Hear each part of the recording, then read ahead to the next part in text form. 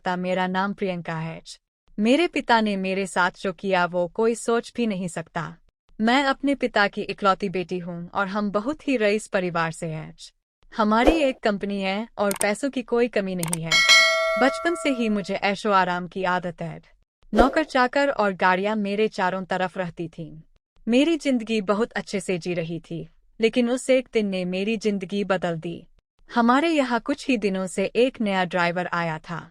वह जवान था, लेकिन मुझे पसंद नहीं था क्योंकि वह ज्यादा सवाल पूछता था। कहाँ जा रही हो? क्यों जा रही हो? इतना तो मेरे पापा भी मुझसे नहीं पूछते थे। एक दिन जब उस ड्राइवर ने हद कर दी, तो मैंने उसे एक तमाचा मार दिया और उसे नौकरी से निकाल दिया। मैंने पापा को यह बताना जरूरी नहीं समझा, क्योंकि हमारे यहाँ ड्राइवरों की कमी नहीं थी। लेकिन मुझे नहीं पता था कि मेरे साथ यह होने वाला है। एक दिन सुबह जब मैं उठी तो मेरे कमरे में वही ड्राइवर था। वह इतनी सिक्योरिटी के बीच मेरे कमरे में कैसे आ गया, मुझे समझ नहीं आया।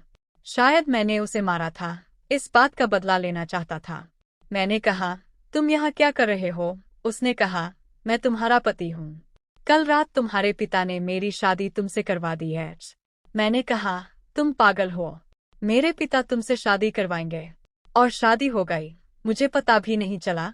फिर उसने मुझे तस्वीरें दिखाईं, जिनमें हम दोनों मंडप में बैठे थे और मेरे पिता मेरा कन्यादान कर रहे थे। मुझे उस तस्वीर को देखकर भरोसा नहीं हुआ कि मेरे पिता, जो मुझे इतना प्यार करते थे, वे मेरी मर्जी के बिना मेरी शादी एक ड्राइवर से करवा सकते हैं। मैं तुरंत अपने पिता के पास गई और कहा, पापा, यह सब क्या है? यह कोई नाटक है। इस ड्राइवर के साथ आपने मेरी शादी करवा दी, वो भी मुझे बेहोश करके। आप ऐसा कैसे कर सकते हैं? पापा ने कहा, मैं मजबूर था। मैंने कहा, मजबूर? इतने बड़े होने के बाद भी इसकी क्या औकात है? हम इसके आगे कैसे मजबूर हो सकते हैं? ड्राइवर ने कहा, जबान संभाल कर बात करो, अब मैं तुम्हारा पति हूँ। मैंने कहा, अब मैं इस शादी को नहीं मानती। यह मेरी मर्जी के खिलाफ है। वह बोला, मर्जी तुम्हारे बाप की थी, जो इस तस्वीर में साफ दिखाई दे रहा है। अब मेरे साथ चलो। मैंने कहा, कहाँ चलो? यह मेरा घर है। वह बोला, नहीं, तुम मेरी पत्नी हो और अब तुम मेरे साथ रहोगी। अगर नहीं मानी, तो यह तस्वीर मीडिया में वायरल हो जाएगी। मेरे पिता चुपचाप खड़े होकर यह तमाशा देख रहे थे। उसने मेरा हाथ जोर से पकड़ा और खींचकर ले जाने लगा। इतनी सारी सिक्योरिटी थी, लेकिन कोई उसे नहीं रोक रहा था। मेरे पिता भी जैसे भूत बन गए थे। वह मुझे अपने घर ले गया। घर नहीं, पिंजरा था, एक छोटा सा कमरा। बाथरूम के लिए भी कमरे के बाहर जाना पड़ता था। उसने मुझे कहा, यही अब तुम्हारा घर है, यही रहना है और खाना बनाना है। एक थप्पड़ का बदला वह इस तरह लेगा, मुझे पता नहीं था। मैंने कहा, मुझे खाना बनाना नहीं आता। वह बोला, ठीक है, मैं कहीं और खा लूंगा, तुम भूखी रहो। इतना कहकर वह चला गया। मैंने सोचा कि भाग जाऊं, लेकिन फिर सोचा कि कहाँ जाऊंगी? अपने घर नहीं जा सकती। मैं वहीं बैठी रोती रही। धीरे धीरे शाम हो गई और मुझे भूख लगने लगी।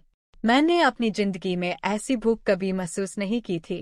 पास के कमरे से एक औरत ने मुझे रोते देखा और कहा, क्या हुआ? मैंने कहा, भूख लगी है। उसने अपने कमरे से एक रोटी और थोड़ी दाल मुझे दी। उस खाने को मैंने खाया और भगवान का धन्यवाद किया। रात को वह वापस आया और आते ही कमरे का दरवाजा बंद कर लिया। मुझे डर था कि वह कहीं मेरे साथ जबरदस्ती न करे, लेकिन वह चुपचाप एक कोने में सो गया। इतने बड़े महल से एक कमरे में, वह भी एक अनजाने के साथ। मैंने सोचा कि अब मैं यह सब बर्दाश्त नहीं करूंगी। सुबह उसके उठने से पहले मैं कमरे से भाग निकली। फिर अपने एक दोस्त के यहाँ गई, लेकिन उसने दरवाजे से अंदर नहीं आने दिया और कहा कि तुम्हारे पापा का फोन आया था कि अगर किसी ने तुम्हारी मदद की तो अंजाम अच्छा नहीं होगा। उसने मेरे मुंह पर दरवाजा बंद कर लिया।